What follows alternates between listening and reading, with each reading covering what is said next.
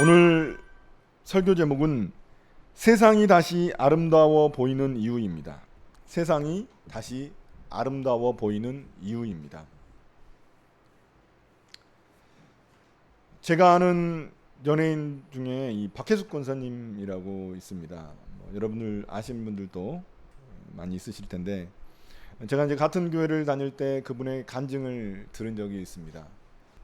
굉장히 삶이 지루하고 무료해졌을 때 그때 주님을 만났다고 합니다.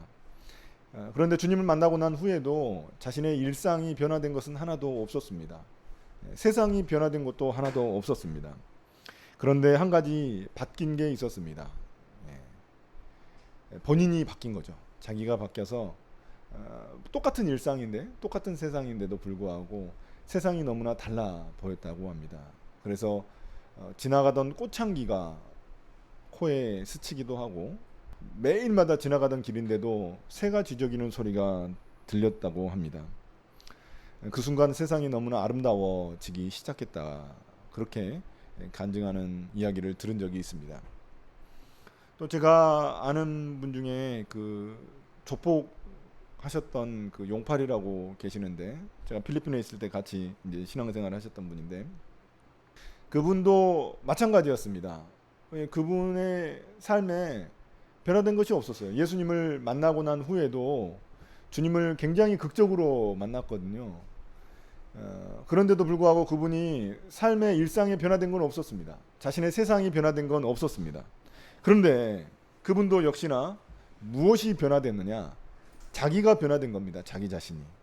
그래서 이전과 똑같은 일상인데도 불구하고 너무나 세상이 다르게 보였다는 것입니다. 아름답게 보였다는 것입니다. 너무나 세상이 아름다워서 한동안 눈물을 흘리며 다녔다고 합니다.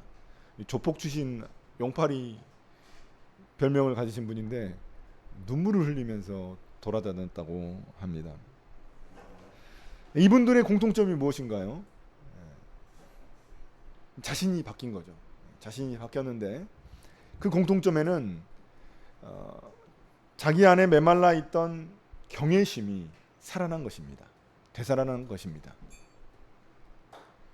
경외심이라는 게 무엇입니까? 우리말로 따지면 깊은 존경심, 또 놀라움, 감사, 이런 거라고 말할 수 있겠습니다. 하나님이 우리 마음에 이런 경외심을 심어주셨습니다. 마치 이게 마음의 나침판 같은 것입니다. 이것을 하나님이 모든 사람에게 주셨습니다. 이 나침반이 잘 작동하게 되면 우리 삶에 감사와 기쁨이 넘치게 되고 매일의 일상이 풍요롭게 여겨집니다. 그런데 이 나침반이 고장나거나 엉뚱한 방향을 가리킬 때가 있습니다. 그럴 때에는 이제 그 경외심이 오히려 나를 향해서 내가 교만해지거나 오만해지는, 그리고 우상을 숭배하는 그런 쪽으로 변형되게 됩니다. 그래서 영적 빈곤함에 빠지게 되는 것이죠. 우리가 세상을 살아가면서도 어떤 사람들을 보면은 정말 이 세상에 찌든 것 같은 사람들이 있습니다. 정말 저 사람은 세상에 찌들었구나. 야, 지금 어떻게 저런 생각을 하면서 살아갈 수 있지? 어떻게 저런 태도로 살아갈 수 있지, 삶을?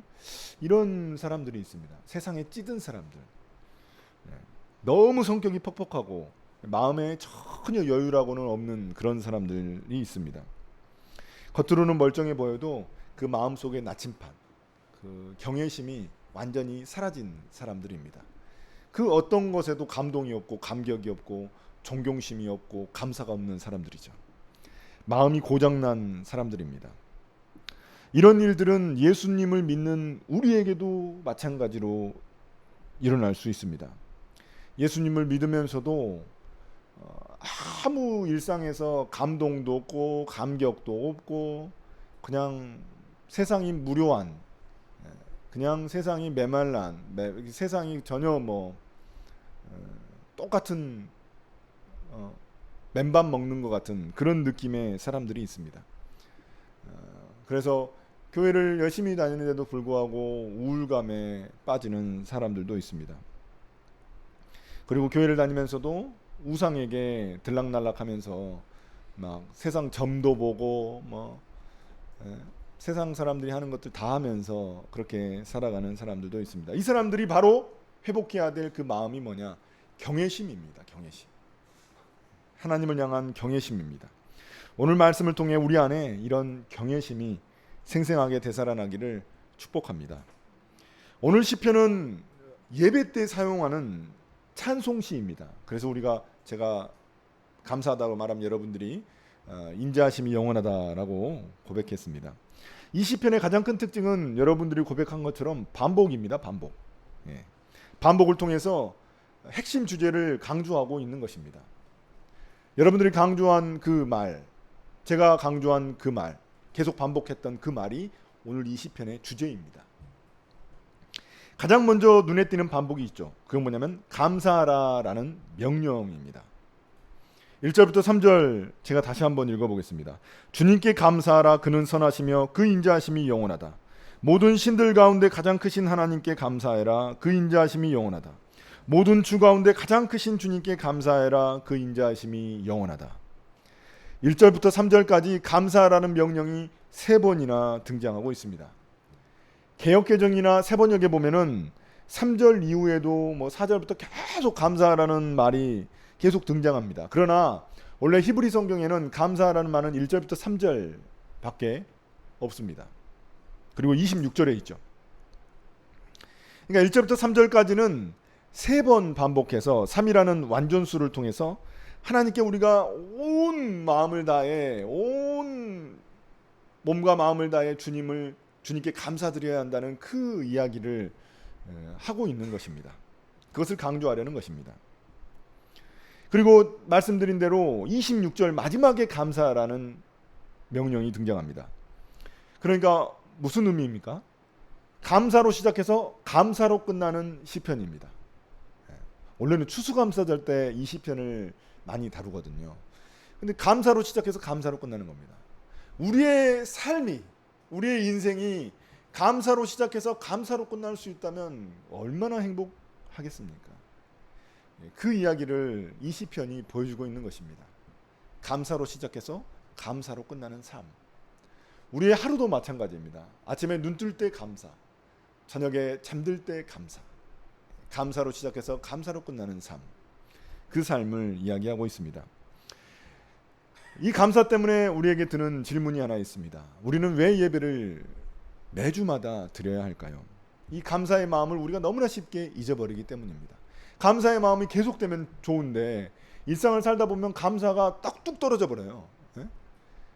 그렇기 때문에 매주 우리가 이 예배를 통해서 다시 그 감사의 마음을 회복해야 하는 것입니다. 바쁘고 각박한 세상을 살다 보면은 너무나 쉽게 감사의 마음이 안 듭니다. 모든 것이 당연한 거예요. 내가 가지고 있는 것, 누리고 있는 것들이 너무나 당연하게 여기게 됩니다. 심지어 감사 대신에 뭐가 듭니까? 불평, 불만만 가득 찹니다.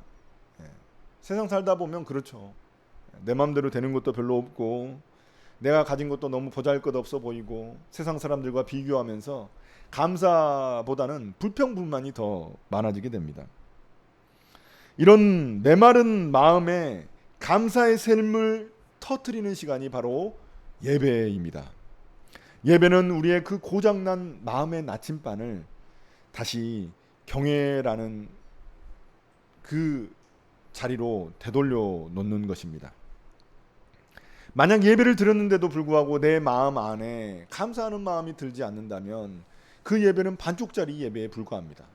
내가 드리는 형식적인 예배에 불과하지 진짜 주님께 드리는 예배라고 말하기 힘이 듭니다. 시편 136편이 어떤 상황에서 쓰였을까요?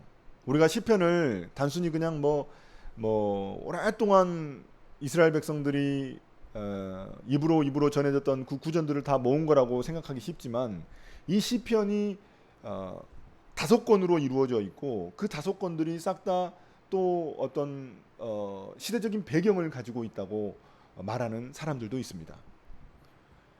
특별히 이 시편 5권, 이 5권은 어떤 상황에서 쓰여졌냐면 이스라엘 백성들이 포로에서 귀환한 시대에 쓰여졌다고 말을 합니다. 우리가 그 이스라엘 백성들이 포로에서 귀환한 시대가 언제 다뤘죠? 스가랴서에서 다뤘습니다.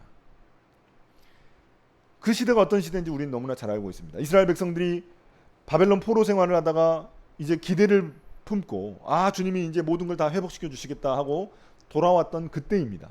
돌아왔는데 현실은 어떻습니까? 가뭄이 들고 무슨 성전은 제대로 지어지지도 않아가지고 초라하고 삶은 퍽퍽하고 이방인들이 그 땅에 살고 있고 그들과도 다퉈야 하고 싸워야 하고 먹고 살 길이 막막하고 모든 것들이 감사하고는 거리가 먼 것들이었습니다. 하나님 뭡니까 이게, 불평불만만 가득했을 때입니다. 그때 이 시편을 부르고 있는 것입니다. 이 시편을 노래하고 있는 것입니다. 왜일까요? 왜 이 시편을 강조하고 있는 것일까요?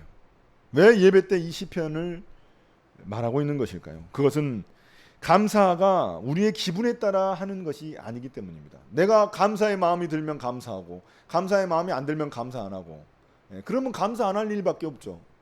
대부분 다 감사 안 할 일밖에 별로 없습니다. 감사할 일은 어쩌다 한 번씩 일어나죠. 내 상황과 조건이 좋을 때만 드리는 것이 감사가 아닙니다. 오히려 감사는 내 삶이 너무나 힘들고 각박하고 어려울 때, 고난 가운데 있을 때, 고통 가운데 있을 때 그때 하는 감사가 훨씬 더 우리에게 효과가 좋습니다. 하나님이 더 기뻐하시죠. 그때 감사드리는 것은. 보통 때 우리가 감기약 먹으면 무슨 효과가 얼마나 큽니까? 보통 몸 건강한데 감기약 먹으면 별 효과도 없습니다. 그렇지만 아플 때 감기 증상이 있을 때 그때 감기약을 먹으면 효과가 좋잖아요. 똑같습니다. 감사도 우리가 고난 가운데 있을 때, 고통 가운데 있을 때 진짜 그때 올라오는 감사가 진짜 감사이고 하나님이 기뻐하시는 감사입니다. 이런 감사의 비밀을 알고 있었던 사람이 있습니다. 바로 사도 바울입니다. 그는 자신의 편지에서 성도들에게 감사하라고 굉장히 많이 명령하고 있습니다. 본인 스스로도 감사하죠. 감옥에 있을 때도 감사, 고통받고 고난받고 목숨의 위협을 느끼고 있을 때도 감사. 데살로니가전서 5장 18절에 보면은 범사에 감사라고 말합니다. 범사에 감사. 모든 일에 감사라는 그런 의미입니다. 자기가 고난받고 있는데 자기도 감사 안 하면서 성도들한테 감사라고 말할 수 있었겠습니까? 나도 감사 안 하는데 야 너희들 감사해. 데살로니가 그 사람들도 성도들도 고통받고 고난받고 있는데 복음 때문에 고난받고 있는데 그들한테 너희들 감사해. 이렇게 말할 수 있겠습니까? 사도 바울은 감사의 비밀을 알고 있었던 사람입니다. 이런 말, 이 범사에 감사라는 말은 모든 것에 무조건 감사라는, 무조건 모든 일을 다 참아야 된다. 아주 나쁘고 막 힘들고 어려운 일인데도 다 그냥 무조건 참고 쉽게 막 실실 웃으면서 기뻐할, 이런 의미가 아닙니다. 나쁜 일에도 정신 승리하면서 감사라는 그런 의미가 아닙니다. 오히려 그 어떤 상황 가운데서도 하나님을 의식하라는 그런 의미입니다. 내가 고통스럽고 고난 가운데 있을지라도 그 속에서 그 하나님을 의식하라는 그런 요청입니다. 그런 요구입니다. 내가 지금 겪고 있는 그 상황이 아닌 하나님께 시선을 고정하라는 그런 의미입니다. 예전에 제가 한번 간증한 적이 있는데, 교회 신방차를 몰고 가다가 이제 정지선에서 이제 제가 신호를 기다리다가 끔뻑 졸았어요. 졸았는데 너무 피곤한 거죠. 그랬는데 갑자기 딱 눈을 떴는데 녹색 불이어가지고 갑자기 확 밟아버린 거죠. 근데 앞에 차가 있는지도 모르고 밟아버려가지고 그 앞에 차를 받았단 말이에요. 그래가지고 그 신방차가 너무나 소형차였기 때문에 완전히 그 범퍼가 반 이상 날아갔는데, 그래서 그 일로 인해서 제가 25만 원의 돈을 지불해야만 했습니다. 얼마나 짜증나겠습니까? 신방하고 돌아오는 길에 그런 일이 있었는데 제가 무슨 개인적으로 사고 내려고 사고 낸 것도 아니고 그냥 교회 일 하다가 주님의 일을 하다가 일어난 일이라서 굉장히 억울하고 짜증이 났습니다. 25만 원 내야 되니까 돈도 없는데 그냥 생돈 나간다고 그렇게 투덜댔습니다. 그러다가 이제 제가 기도하다가 하나님이 저에게 주신 그 마음이 있습니다. 그 마음이 뭐였냐면 사고로 인해 그 졸음운전의 위험을 깨달았으니 25만 원은 값싼 수업료라는 그런 깨달음이었습니다. 아, 이건 값싼 수업료구나. 25만 원이면 값싸구나. 만약에 그 수업료로 내 팔 하나 다리 하나였다면 이거 굉장히 큰일 아니겠습니까? 그 수업료는 뭐 이루 말할 수 없고 그건 회복할 수 없는 수업료죠. 그런 것이 아니라 그냥 25만 원이면 그 너무 감사하다. 그때 이제 진짜 감사가 올라오더라는 겁니다. 그 전에는 감사가 안 올라왔어요. 억지로 감사하지. 이거 억지로 어떻게 감사해? 이걸 어떻게 감사하지?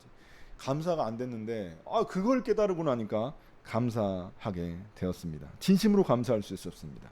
그 감사 자체가 하나님을 향한 경외심 때문입니다. 그럼 무엇이 우리 마음에 그런 감사를 회복시켰을까요?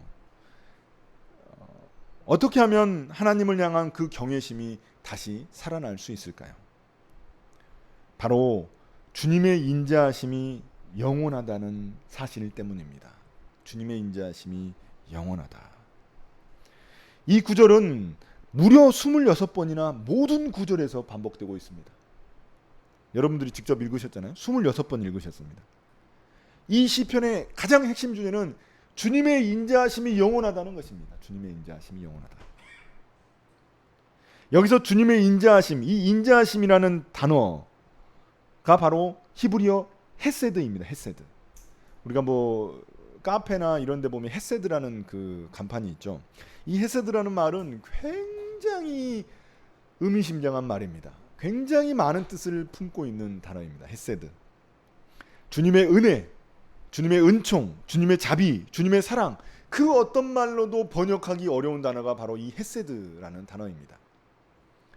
주님과의 그 언약 관계에 있는 그 단어거든요. 변함없는 사랑과 자비를 말하고 있는 단어입니다. 하나님의 그 자비하심이, 하나님의 그 인자, 그 헤세드가 영원하기 때문에 어떤 상황에서도 우리가 감사할 수 있다는 의미입니다. 주님의 인자가 영원하다. 이 영원하다는 개념은 단순히 시간적 개념이 아닙니다. 영원을 우리가 알 수 있을까요? 인간이 유한한 시간 속에 사는 인간이 영원의 의미를 정확하게 알 수 있을까요? 우린 모릅니다. 영원하다는 의미는 하나님의 그 인자하심, 하나님의 사랑과 자비가 결코 변함이 없다는 그런 의미입니다. 그것이 영원하다는 의미입니다. 하나님의 자비와 사랑은 어떤 조건과 상황에 따라 달라지는 것이 아닙니다. 이스라엘 백성을 심판하셨을지라도 하나님의 그 자비와 사랑은 영원하다는 그런 의미입니다. 이 사람들이 포로에서 돌아왔잖아요. 아니, 하나님의 자비와 사랑이 전혀 느껴지지 않는단 말이에요. 이게 뭐지 이게? 현실이 너무 냉혹하단 말이에요. 그럼에도 불구하고 이 고백을 하고 있는 것입니다. 하나님의 자비와 사랑은 영원하다. 변함이 없다고 고백합니다. 그럼 어떻게 이런 고백을 할 수 있을까요? 왜 이런 고백을 할 수 있을까요? 왜 인자하심이 영원할까요? 세 가지 측면에서 드러납니다. 첫째, 창조 세계입니다. 5절부터 9절에 보시면 하나님은 해와 달과 별과 하늘과 바다와 땅을 모두 질서 있게 만드셨습니다. 질서 있게 만드셨습니다. 지구가 적당히 기울어져 있습니다. 지구가 똑바로 서 있으면 어떻게 될까요? 난리가 납니다. 다 죽었어요, 우리는. 적당히 기울어져 있어요. 어떻게 그런 기울기로 기울어져 있는지 이해할 수가 없습니다. 해와 달은 역사상 한 번도 그 자리를 바꿔본 적이 없습니다. 야, 해가 갑자기 지구랑 우리랑 자리를 바꾸자 이런 적이 없습니다. 큰일 납니다. 달도 그 자리를 역사상 계속 지키고 있습니다. 이탈한 적이 없습니다. 이탈하면 큰일 나는 거죠. 바다도 땅의 경계를 넘어선 적이 별로 없습니다. 바다가 결코 자신의 자리를 이탈하지 않습니다. 하나님이 그 경계를 정해놓으셨거든요. 창조 세계의 그 질서와 아름다움 안에 하나님의 인자하심이 담겨져 있습니다. 자연은 예나 지금이나 하나님을 증언하는 무언의 설교자입니다. 우리는 그 자연을 바라보며 하나님을 향한 경외심을 회복하게 됩니다. 장엄한 자연 앞에 서면 인간은 누구나 작아지게 됩니다. 그랜드 캐년 제가 아직 못 가봤지만 그랜드 캐년을 보면은 다 입이 벌려진다고 하잖아요. 심지어 스님도 오 마이 갓 한다고 막 그러잖아요. 그 장엄한 자연 앞에서 인간이 너무 초라해지는 것이죠.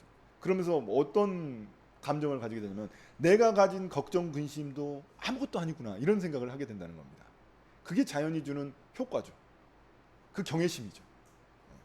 우리 그리스도인들은 그거에서 끝나지 않죠. 하나님의 위대하심을 경험하게 됩니다. 그걸 고백하게 되죠. 야, 어떻게 하나님이 이렇게 아름답게 만드셨지? 어떻게 하나님이 이런 자연을 만드셨을까? 주님의 지혜와 능력을 찬양하게 됩니다. 우리가 경주로 교회 수련회 갔을 때 저에게 제일 좋았던 날은 첫째 날이었어요. 첫째 날 그 경주에 있는 그 언덕 위에 있는 나무를 보면서 우리 문수환님 못 보셨겠지만 그 나무가 얼마나 놀랍던지 야 인간이 그렇게 만들려고 해도 못 만듭니다. 인간이 이렇게 구부러진 그 소나무가 그 위에 쫙 펼쳐져 있는데 그 뒤에는 노을이 있고 너무나 저에게는 감동적인 순간이었습니다. 1년에 한 번 보기 힘든 1년에 한 번 보기도 힘든 것 같아요. 그런 장면이었습니다. 너무나 놀랍고 너무나 감동스러웠습니다. 내 안에 숨겨져 있었던 경외심이 되살아난 것이죠. 아, 하나님의 솜씨가 놀랍구나. 그런 고백이 절로 나왔습니다. 우리는 일상 속에서 자주 그 마음의 나침판을 잃어버립니다. 감사하지 못하고 하나님을 향한 경외심이 무뎌질 때가 있습니다. 너무 무뎌져가지고 아무 생각이 안 나는 거죠. 이럴 때 예배가 중요한 역할을 하게 됩니다. 이 예배를 통해서 우리 안에 묻어진 그 경외심이 다시 되살아나게 되기 때문입니다. 예배는 우리 영혼의 촉진제입니다. 그러면 우리의 일상 속에 숨어있는 그 자연의 질서와 그 아름다움, 그것을 통해 우리가 그 하나님의 인자하심을 맛보게 됩니다. 그러나 그 하나님의 인자하심은 이런 자연 속에만 있는 것이 아닙니다. 두 번째로 하나님의 영원하신 인자하심은 구원 역사 속에서도 드러납니다. 구원 역사 10절부터 15절입니다.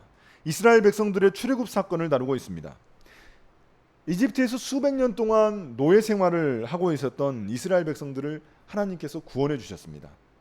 그리고 그들이 이집트 군대들이 뒤쫓고 있을 때 홍해를 가르시고 그 홍해 바다를 건널 수 있게 하셨습니다. 그런 경험을 했다면 우리는 어떨까요? 하나님이 바다를 갈라가지고 그 바다를 건널 수 있도록 그 기적을 우리가 경험했다면 어땠을까요? 이스라엘 백성들은 그 경험을 결코 잊을 수가 없었습니다. 대대손손 후손 대대로 그 출애굽 사건은 엄청난 사건이었습니다. 그들은 그 하나님의 인자하심을 고백하지 않을 수 없었습니다.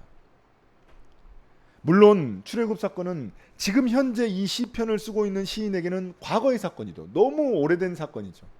지금 포로에서 귀환하는데 무슨 출애굽 사건은 옛날 꽃날이 일어난 일이죠. 자신이 직접 겪은 일도 아닙니다. 그러나 시인은 그 과거의 사건을 통해서 현재 하나님의 그 인자하심을 다시 고백하고 있는 것입니다. 하나님을 내가 지금 현재 신뢰해야 되는 그 근거로 삼고 있습니다. 하나님의 인자하심이 영원하다는, 변함없다는 그 믿음 때문입니다. 우리 역시 마찬가지입니다. 예수 그리스도의 십자가 사건은 2000년 전에 일어난 사건입니다. 우리가 직접 경험한 것도 아니고 우리가 직접 본 것도 아니고 그런 것도 아닙니다. 그럼에도 불구하고 그 십자가는 여전히 우리에게 유효한 엄청난 그 주님의 구원의 능력을 보여줍니다. 우리는 모두 죄와 사탄의 종이었습니다. 그런 우리를 예수님께서 십자가에서 죽으심으로 사망에서 생명으로 옮겨주신 것입니다. 예수님의 십자가는 하나님의 영원하신 그 인자가 가장 선명하게 드러나는 사건입니다. 우리가 죄인이었는데 우리가 뭐 잘난 것이 있다고 하나님께서 이 땅에 오셔서 십자가에서 못 박아 죽으십니까? 그 영원하신 변함없는 그 인자하심이 가장 극적으로 드러나는 사건이 십자가입니다. 그래서 로마서 5장 8절은 이렇게 말합니다. 우리가 아직 죄인 되었을 때 그리스도께서 우리를 위하여 죽으심으로 하나님께서 우리에 대한 자기의 사랑을 확증하셨느니라. 예배는 이런 구원의 하나님을 다시금 기억하는 자리입니다. 예배를 통해서 우리는 그 하나님께서 보잘것없는 아무것도 잘난 것 없는 그 우리를 위해 죽으시고 우리를 구원하셨다는 그 사실, 그리고 우리를 그 주님의 자녀 삼으셨다는 그 사실을 다시금 기억하는 것입니다. 예배를 통해 그 구원의 감격이 살아났을 때, 다시 회복됐을 때 우리는 이 세상을 살아갈 때 경외심을 다시금 회복하게 됩니다. 또한 여기서 그치는 것이 아닙니다. 셋째, 창조와 구원의 하나님은 여전히 우리의 삶을 인도해 주십니다. 창조의 하나님, 구원의 하나님, 인도의 하나님이십니다. 16절부터 26절입니다. 이스라엘 백성들은 광야에서 고난을 겪어야 했습니다. 광야가 어떤 곳입니까? 아무것도 없습니다. 물도 없고 먹을 것도 없고 적들만 가득합니다. 반대로 이스라엘은 너무나 연약하죠. 그리고 그들은 불평불만에 빠졌고 자주 믿음에서 넘어졌습니다. 그런데도 불구하고 하나님은 그 이스라엘 백성들을 광야에서 먹이시고 입히시고 그들을 인도하여 주셨습니다. 그 이유가 무엇입니까?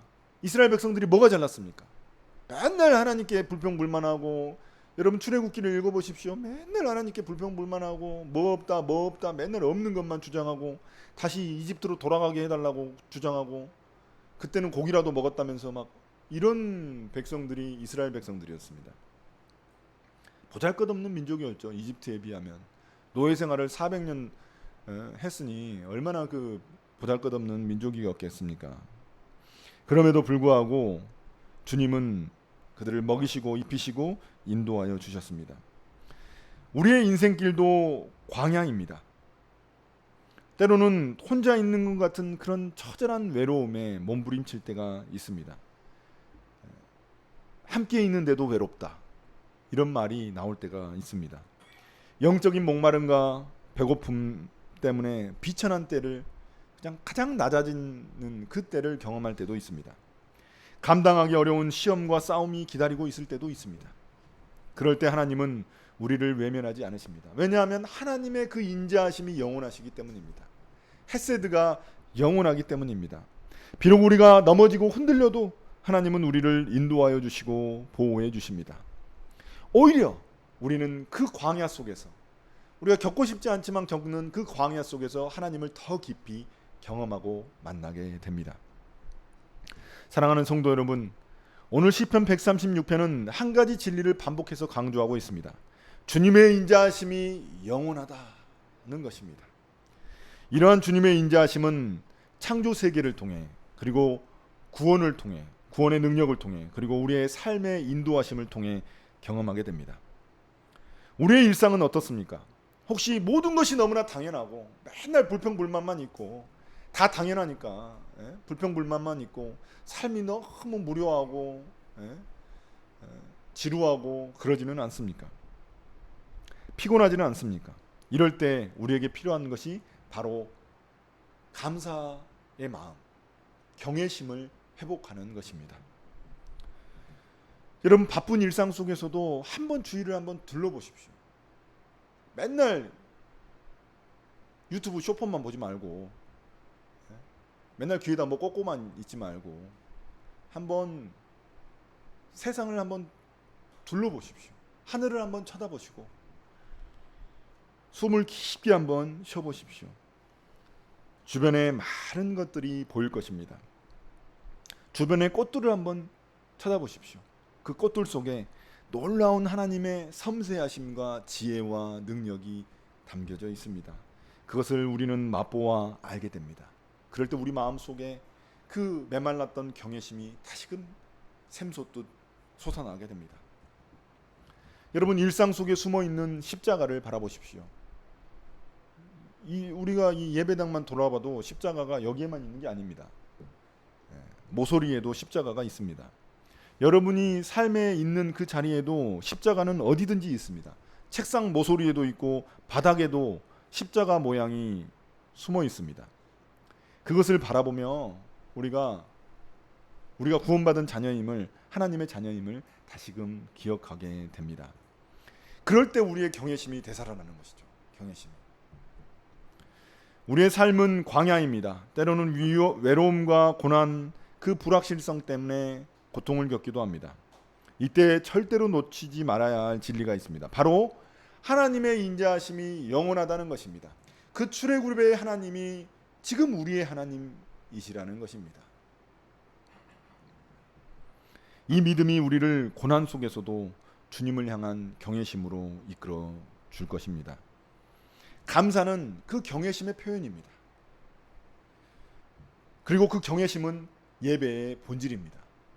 우리가 이 예배를 통해서 우리의 경외심이 되살아나지 않는다면 예배는 실패한 것입니다. 오늘 우리의 마음의 나침반이 다시 하나님을 향하게 되기를 간절히 축복합니다. 그리고 우리의 입술과 삶에서 그 주님의 인자하심이 영원하시다는, 주님의 인자하심이 영원하시다는 그 감사의 고백이 끊임없이 흘러나오기를 소망합니다. 그런 우리가 되기를 예수님의 이름으로 축복합니다.